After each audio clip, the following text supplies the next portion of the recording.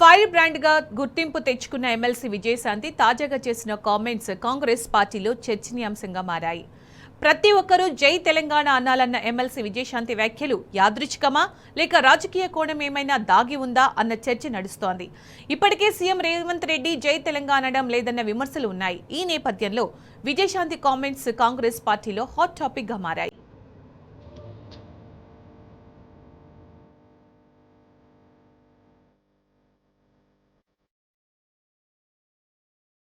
Congress MLC Vijayashanti బోనాల ఉత్సవాల్లో పాల్గొని చేసిన వ్యాఖ్యలు చర్చనీయాంశమవుతున్నాయి. తెలంగాణ ఉద్యమంలో ప్రతి ఒక్కరూ జై తెలంగాణ అనేవారని, మన గుండెల నిండా తెలంగాణ ఉందని, ఇప్పుడు కూడా ప్రతి ఒక్కరూ జై తెలంగాణ అనాలంటూ ప్రజలకు ఆమె సూచించారు.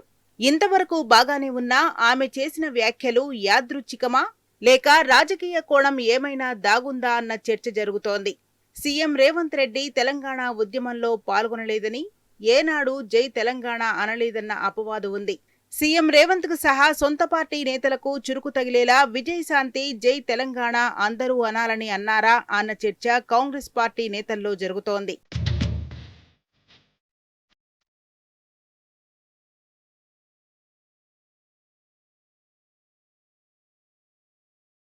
కాంగ్రెస్ అధికారంలోకి వచ్చిన తర్వాత ఆ పార్టీ నేతలు ఎవరూ జై తెలంగాణ అనేందుకు ఇష్టపడటం లేదు. ఇటీవల ఒక సభలో జై తెలంగాణ అంటే మంత్రి జూపల్లి కృష్ణారావు కార్యకర్తపై ఆగ్రహం వ్యక్తం చేశారు. సీఎం రేవంత్ రెడ్డి ఇప్పటి వరకు జై తెలంగాణ అన్నది లేదు.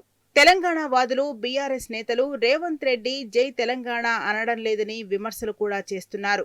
అలాంటి సమయంలో ఎమ్మెల్సీ విజయశాంతి ప్రతి ఒక్కరూ జై తెలంగాణ నినాదం చేయాలని పిలుపునివ్వడం సొంత పార్టీ నేతలకు ఇబ్బందిగా మారిందన్న చర్చ నడుస్తున్నది. ఉద్యమాలు మనందరం జై తెలంగాణ అనేవాళ్ళం కదా, కానీ చిన్న మార్పు చేయండి. గుండెలో ఉంది మన తెలంగాణ.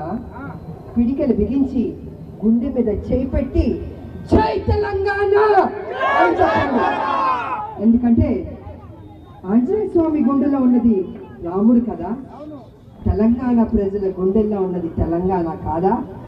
ఎవరిని తెలంగాణలో ప్రవేశించకుండా, ఎవరిని అంటే దుష్ట శక్తుల్ని తెలంగాణ దోచుకోవాలని కుట్ర బుద్ధితో వచ్చేవాళ్ళని రానివ్వద్దు.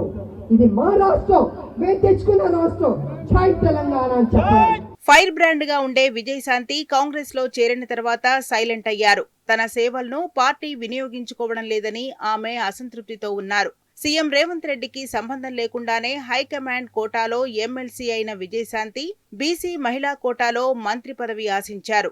మంత్రి పదవి దక్కకపోవడంతో ఆమె అసంతృప్తితో ఉన్నారట.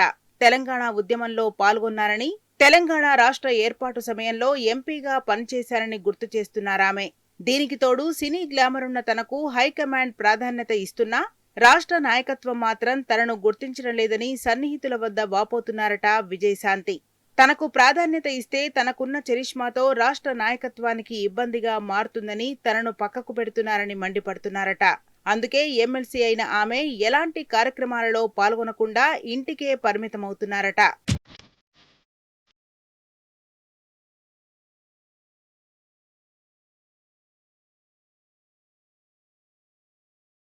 ఎమ్మెల్సీ విజయశాంతి సేవలను భవిష్యత్తులోనైనా కాంగ్రెస్ పార్టీ ఉపయోగించుకుంటుందో లేదో చూడాలి.